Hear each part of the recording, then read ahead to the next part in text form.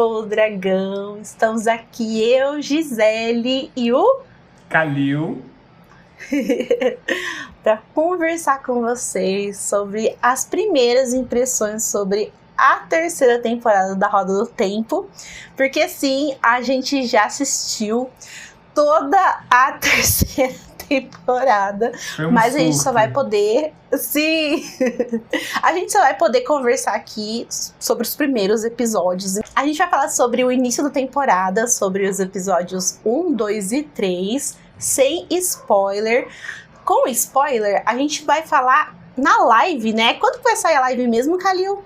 Segunda-feira, às 7 ou às 7h30 da noite, a gente já está decidindo, fiquem atentos nas nossas redes sociais, que a gente vai anunciar, mas vai ser na noite de segunda-feira, né, pós-episódio, aliás, sempre vai ser nas segundas-feiras, até o fim da temporada, e durante a semana a gente vai postar ou vídeos aprofundados, reels sobre personagens novos, então fiquem atentos aqui nas nossas redes, no nosso canal, para ter todo o conteúdo da nossa cobertura da terceira temporada.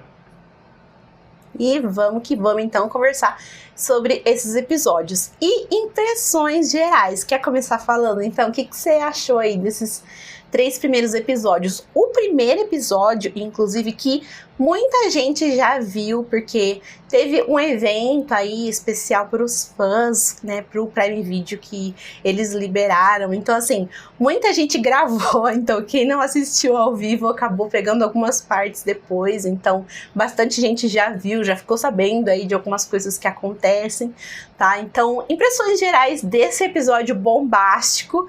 E aí do segundo e do terceiro episódio, você acha que os outros estão à altura do primeiro? O que você achou aí, Calil? Olha, diferentemente da segunda temporada, aliás, o primeiro episódio aqui dessa terceira é super bombástico. A cena de abertura, né, que eles postaram no YouTube e tudo mais, deu uma hitada, uma viralizada assim nas redes, no Twitter principalmente, né, dos poderes e tudo mais, do CGI insano.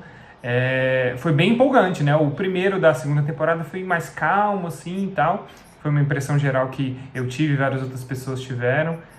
Mas os episódios seguintes, né, são muito empolgantes também. Essa temporada é só subindo, sabe, pra mim. É tudo muito empolgante, tudo muito fiel ao espírito do quarto livro, né, que está sendo adaptado, a Ascensão da Sombra. Então, muita gente que estava com um pé atrás com as mudanças e tudo mais vai ficar um pouco mais satisfeita com esse direcionamento da temporada, né? Tá um pouco mais fiel, bastante mais fiel. Não que ser fiel seja um critério de muita qualidade, né? Mas nesse sentido eu acho que eles fizeram um excelente trabalho. Os episódios, assim, esse começo de temporada tá super empolgante. Os dados e as cartas foram jogados, sabe? Para mim foi muito bom, tudo muito bom. Eu achei assim que tá uma delicinha, porque o quarto livro é um dos meus favoritos. Até então, é o meu favorito, né? Eu não falo que é o meu favorito ainda, porque eu não finalizei a série, tô na jornada ainda. Mas é o meu favorito, assim, eu tinha uma expectativa. Eu sei que a gente tá num caminho que é difícil esperar muita lealdade, né? Mas a gente espera por algumas coisas fiéis. E o que eu senti é que, assim, o sentimento tá fiel, sabe? Eu me senti, assim, mesmo o sentimento que eu tinha ali quando eu lia o quarto livro, eu senti, né, assistindo esses episódios. Então, eu senti quentinho no coração de verdade, sabe? Eu senti carinho pela série. E, assim, apesar de a gente ter vibes muito diferentes nos episódios, então, o primeiro episódio, ele é muito bombástico, ele tem ali um começo que tem muitas coisas acontecendo, a gente tem um final que também tem coisas acontecendo. Os outros ali, eles dão uma dosada um pouco mais nas informações, mas também são episódios muito bons, sabe? Que tem coisas acontecendo, coisas se encaixando, se encaminhando para onde a gente quer, sabe? Então, eu fiquei muito satisfeita. O meu coração de fã ficou satisfeita. E eu amei. E aí eu acho que agora a gente pode, assim, depois dessas impressões, assim, vocês viram que a gente ficou bem feliz, né? E que o nosso coração de fã ficou feliz também, a gente pode se adentrar um pouquinho mais e falar sobre alguns arcos em específico, né? Porque a gente terminou ali a segunda temporada, por exemplo, com o Randy e a Moiraine muito próximos, né? A gente sabe que esses dois, eles têm um relacionamento muito complexo, né? Porque a Moiraine, ela quer colocar o Randy no cabresto, né? Porque a Moiraine, ela quer colocar todo mundo, né? Assim, ela quer colocar todo mundo, uma coleira ali em todo mundo. Ela quer guiar todo mundo, ela não quer compartilhar os planos, ela quer simplesmente pegar, assim, os dados, os dados não, ela quer pegar as peças, assim, do tabuleiro e guiar. Só que o Randy, ele tem uma natureza que é mais rebelde, sabe? E ele sabe o peso que tá ali nos ombros dele. E a gente quer ver esse Randy dos livros, que simplesmente faz o que dá na cabeça. E a gente vê as coisas acontecendo, tipo, meu Deus, esse é o dragão renascido, sabe? Esse é o dragão renascido, que a gente vê as coisas acontecendo, né? Porque o Randy não é aquele mocinho, tipo Harry Potter, sabe? Que as coisas vão acontecendo pra ele e às vezes ele toma os créditos e às vezes a gente sentia isso acontecendo na série. Não sei se você acha isso, né? Porque parecia que todo mundo tava fazendo as coisas menos ele. Sim, era uma reclamação comum, assim, dos fãs, de querer ver o Randy mais como protagonista, se colocando na história, tomando decisões. E tinha até uma revista ou um site de notícias tinha divulgado um clipe de uma conversa entre o Randy e a Moiraine, no primeiro episódio mesmo. E assim, uma conversa muito honesta, totalmente assim, no espírito dos livros, deles conversando sobre os próximos passos e tudo mais. Assim, nessa temporada o Randy tá bem protagonista e toma as rédeas, e aquele Randy dos livros que a gente não sabe às vezes o que se passa, quais são os próximos passos. Tem alguns livros, por exemplo, mais na frente na saga, que não tem muitos pontos de vista do Randy, então a gente fica, meu Deus, o que ele vai aprontar em seguida? Então esse espírito assim, rebelde do Randy e preocupado, né? Não é só a rebeldia da juventude, é ele preocupado com o papel dele no mundo e com o universo e tudo mais. Tem muito disso nessa temporada. Uhum. Sim, e essa dinâmica entre ele e a Moiraine é muito boa, sabe? Eles, assim, meio que brigando pela liderança, mas ao mesmo tempo reconhecendo, sabe, que os dois querem a mesma coisa, né? Tipo, os dois querem a mesma coisa, mas é muito difícil eles cederem, sabe? E aí a gente consegue ver um pouquinho. É muito honesta essa relação dos dois, essa troca dos dois na temporada. E é muito, muito bom ver isso realmente acontecer. E a gente ficou muito feliz, então, de ver isso. E aí, como o próprio Khalil falou, isso já foi até um pouco vazado e a gente realmente vai continuar vendo isso, né? E aí, outra coisa que a gente vê também é o Perrin em conflito, né? A gente vê o Perrin que ele não consegue deixar as coisas pra trás, né? Ele é um personagem que, por exemplo, ele saiu de Dois Rios muito rápido, ele não conseguiu velar, né, a própria esposa, então ele tá sempre olhando pro anel, ele não consegue deixar o anel pra trás. Ele sempre, eu vou deixar ali o anel pra trás, mas ele volta e pega. E ele não consegue se entender ali entre os amigos dele, né? Qual que é o papel dele ali entre os amigos? Porque parece que todo mundo sabe muito bem o que fazer ali, né? Tá todo mundo no enredo, né? O enredo do Perrin era a trombeta, buscar a trombeta de Valar, e deu certo. Mas o que a gente pode esperar, então, será do Perrin nessa temporada? O que será que vai rolar? Eu acho que se ele não consegue deixar as coisas pra trás, ele tem que, então, voltar e encarar, né? Isso que ele não consegue deixar pra trás, que é voltar pra casa. E eu gosto porque, assim, nos livros, a motivação dele pra voltar pra casa é diferente, né? E aqui deu certo, foi diferente, mas acabou que culminou ali no destino dele, né? Sim, a gente vai ver como é que o Perrin se comporta fora do grupo, né? Digamos assim, ele na própria história, seguindo seus próprios passos, né? Nessa volta para casa. Então, promete bastante. É um dos atos mais satisfatórios, assim, dessa temporada, com certeza. Vai emocionar. E em seguida... Vai emocionar demais. E a gente viu um pouquinho no fim da temporada passada, né?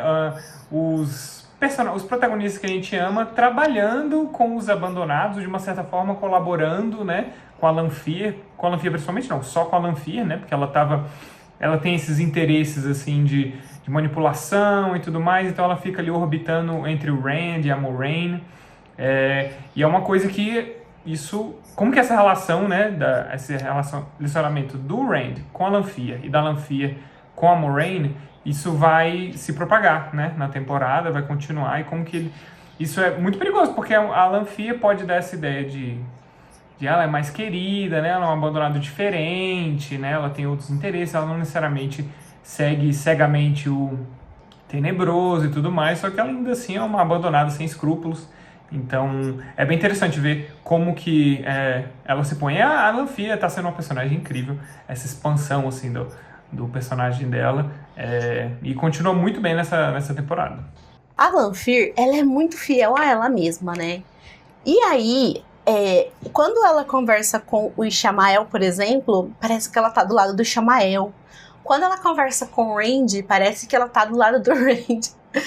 E aí, quando ela conversa com outro personagem, parece que ela tá do lado desse outro personagem. Então, você se pergunta, né? Com que lado que essa personagem realmente tá? E ela tá do lado dela, né? Ela quer conquistar as coisas dela. E aí o personagem que já conhecia ela um pouco mais, que era o Ishamael, ele já se tocou que ela não era uma personagem confiável e que ela ia trair ele, né? E a Lanfear, ela não é confiável. Então, o Rand, ele precisa entender isso, sabe? Que por mais que ela se aproximou ali dele e que ela ofereceu coisas, sabe, que ela ajudou ele precisa ficar com esse pé atrás junto com ela.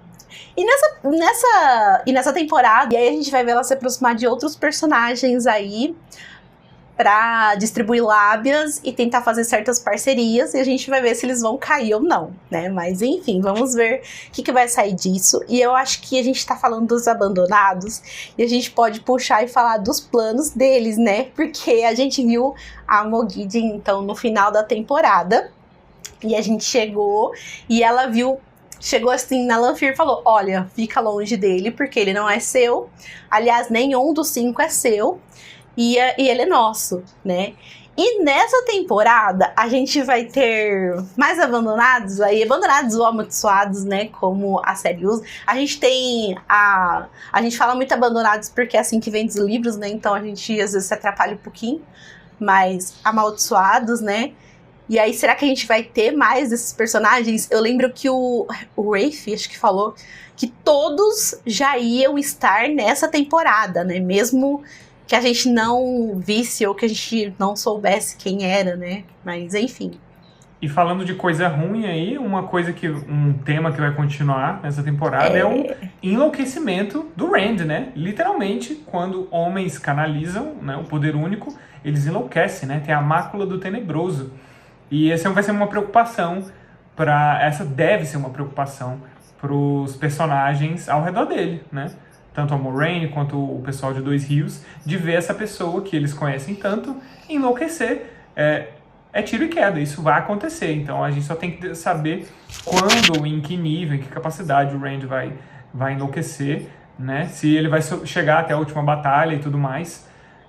Então, assim, algo para se prestar atenção, né? A gente às vezes esquece isso, fica um pouco no fundo, assim, essa questão deles ficarem loucos, dos homens ficarem loucos ao canalizar. Então, a gente lembrar do Logain, como ele ficou, e o Rand, como é o canalizador mais poderoso do mundo. Então, talvez a loucura dele, né, seja muito grande também. Então, é algo para se prestar atenção. Yosha vai emocionar.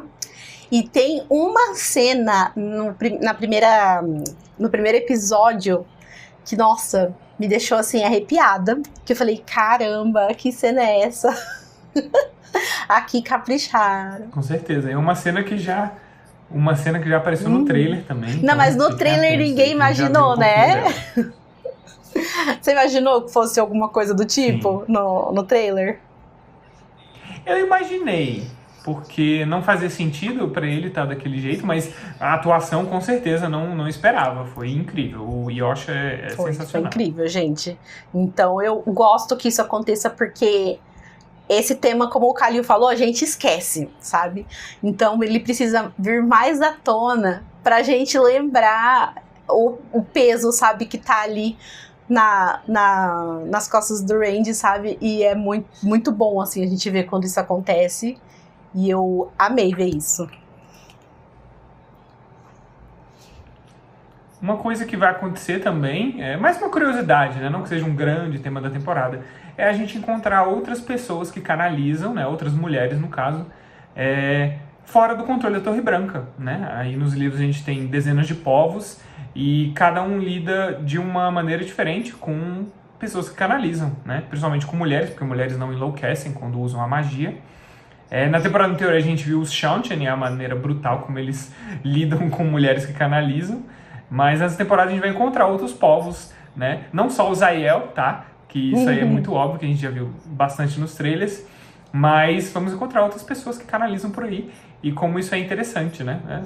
Não que seja um grande tema da temporada, até porque tem tantos assuntos para abordar. Mas fiquem atentos aí a outros povos canalizadores. É sutil, mas é muito legal como acontece. Aí, outro tema interessante, né, é sobre o Matt. O Matt, ele é um personagem que ele foi muito prejudicado pela troca de atores, né, que a gente teve. Então, eu acho que retardou um pouquinho ali no desenvolvimento do personagem. Mas, ao mesmo tempo, né, a gente também tem esse personagem que demora um pouquinho pra amadurecer nos livros. E aí, quando ele começa a amadurecer, ele parece que ele é o mais molecão da turma, né? Parece que ele não cresce, os outros estão fazendo mil e umas coisas assim, e ele não muda. E aí, quando ele começa a mudar também, eu acho que é mais ou menos nessa mesma época que a gente tem na história da terceira temporada, que a gente tem o Matt, que agora ele soprou a trombeta de Valer, né? Agora ele não é qualquer um. Então, como que ele vai lidar com isso? É lógico que agora ele vai ficar insuportável, ele vai ficar se achando, sabe? Ele vai contar pra todo mundo. E assim, ainda bem que ninguém leva ele a sério, né, gente? Porque senão já teria acontecido uma tragédia com o Matt, porque ele fica muito metido e ele fica contando essa história pra todo mundo. Mas ao mesmo tempo a gente tem que lembrar que isso é uma dádiva, lógico, ele é um herói agora, né? Mas ao mesmo tempo, quando ele soprou então a trombeta, ele acabou ganhando muitas memórias, né? Ele falou lá alguma coisa na língua antiga, ele aprendeu a lutar lá junto com os heróis, mas essas memórias vêm pra ele assim, vêm alguns lapsos pra ele, algumas coisas às vezes não muito agradáveis, e assim, fora, na superfície ele tá, nossa, sou um herói, tal, mas lá nas camadas mais assim, mais profundas, ele tá sofrendo, né, e aí ele vai ter que lidar com isso.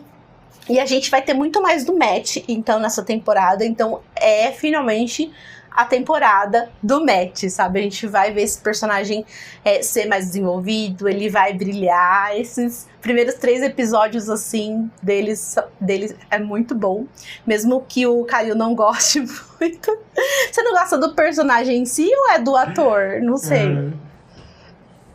Não, eu gosto, assim, é mais com o personagem a minha questão, que eu nunca achei ele tão engraçado e tão lacrante, assim, como as pessoas acham. Ele nunca me cativou muito, assim, mas o Barney Harris tinha me feito mudar de ideia, assim, quando ele saiu foi muito triste pra mim. A viúva do Barney Harris. Eu sou a viúva do Barney Harris aqui, a única do mundo.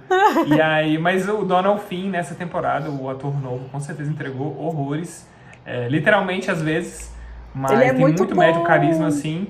Sim, o carisma, assim, de explodir, sabe? Então, bom demais. Sim. Em seguida, a gente viu na primeira cena da temporada que saiu, tá no... Eles tiraram do YouTube a cena, fiquei muito triste, agora tá só no Prime Video. Os primeiros 11 minutos. Com o ataque da Aja Negra, né? O ataque terrorista da Aja Negra na Torre Branca, né? Não é o... As pessoas estão falando, nossa, é o golpe e tal. Não, é só um ataque terrorista da Aja Negra. E a gente vai acompanhar bastante, né, esse lado dos vilões, que também é uma coisa dos livros, mas às vezes é um pouco mais en passant que a gente vê nos livros, mas nessa temporada a gente vê bastante como que a Aja Negra tá atuando, a Liandrin, ali, né, no começo da temporada e tudo mais. Vamos ver aí se ela vai se safar da primeira cena, né, porque foi muito intenso. Mas assim, tem tanto Abandonados quanto Aja Negra, assim, vão servir horrores, literalmente, nessa temporada. Como a gente falou, a gente vai conhecer outros abandonados, vamos ver aí o Rafe Prometeu. Então, sempre curti muito os capítulos de Abandonados nos livros, então, essa temporada, na série como um todo, a gente tem bastante destaque neles, assim, curto bastante.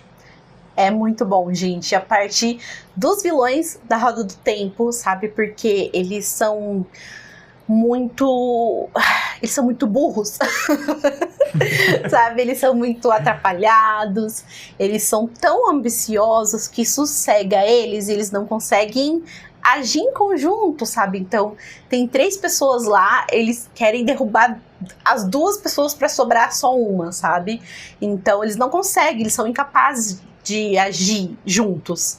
Então, é muito divertido ver essa incapacidade deles de se ajudar e de fazer alguma coisa junto.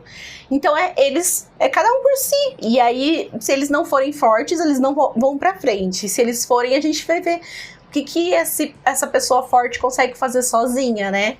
E aí é muito engraçado a gente ver cada um lá, sabe, um comendo o rabo do outro e tal. E aí eu sempre me divirto muito. Então, nesses capítulos, e a série também tá fiel nisso, porque eu tenho esse sentimento também com a série. E eu gostei muito da parte da Aja Negra, eu gostei muito ali da parte de Tantico, né, que a gente vai ver. E assim, na parte de Tantico que a gente viu, você gostou da vibe de Tantico, assim? O que você achou do clima, do lugar? Não é nada que eu esperava, assim, lendo os livros e tal, mas faz sentido, assim, eu sempre imaginei Tantico como uma cidade bem escura, meio sombria, assim, lendo o 4º livro. Eles ficaram com essa vibe de Piratas do Caribe, assim, Nossa, Tortuga. eu amei. Mas, sim.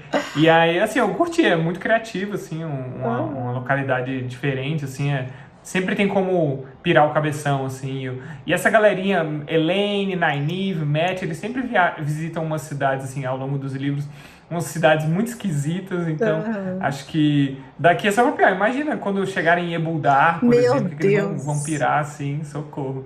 Não, então, e o mais massa. legal é que, por exemplo, essa galera que a gente teve agora foi uma antecipação, né, dos arcos que a gente tem no futuro, né, porque agora a gente teria só a Elaine e a Nynaeve que vão pra Tantico só no 4º livro, acho que só as 2, né? E a Egwene, né, que é uma personagem que, tipo, ninguém liga.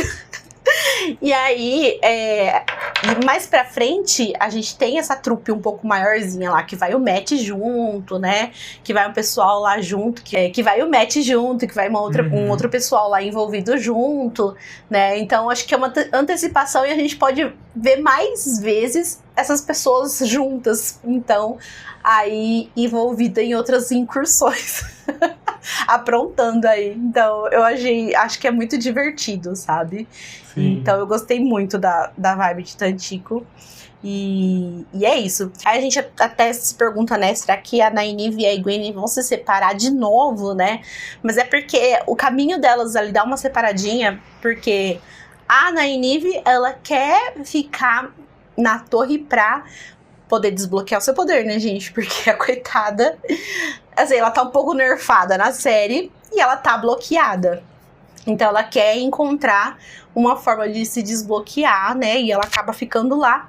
E aí a gente vai entender mais pra frente qual o caminho que acaba levando ela, então, pra Tantico mais pra frente, né?